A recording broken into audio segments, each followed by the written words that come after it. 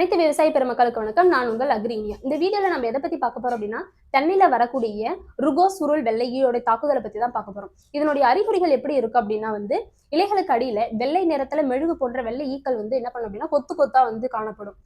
இதோடைய முட்டைகள் என்ன பண்ணும் அப்படின்னா சுருள் போன்று காணப்படும். இலைகளுக்கு அடியில இருக்கும்.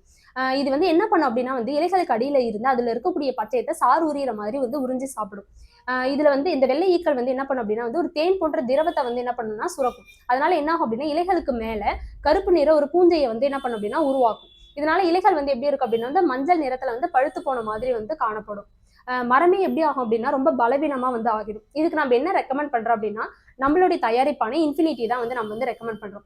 இதுல மொத்தம் 5 வகையான நுண்ணுயிர்கள் இருக்கு. இந்த 5 வகையான நுண்ணுயிர்கள் என்ன பண்ண அப்படின்னா மரத்துல வரக்கூடிய இலைத்தின்னும் புழுக்களா இருக்கட்டும், சாருறிஞ்சி பூச்சிகளா இருக்கட்டும், வண்டுக்கள், நூற்புழுக்கள் போன்ற அனைத்து வகையான பூச்சிகளையுமே மொத்தமா கண்ட்ரோல் பண்ணணும். இது நம்ம எப்படி பயன்படுத்தணும் அப்படின்னா ஒரு ஏக்கருக்கு 2 பாக்கெட், அதாவது 500 கிராம் யூஸ் பண்ணணும். 2ல இருந்து 4 நாளைக்கு தண்ணியில நல்லா ஊற வச்சு மொத்தம் 3 டோஸ் நம்ம கொடுக்கணும். ஃபர்ஸ்ட் டோஸ் ஸ்ப்ரே மூலமா கொடுக்கணும்.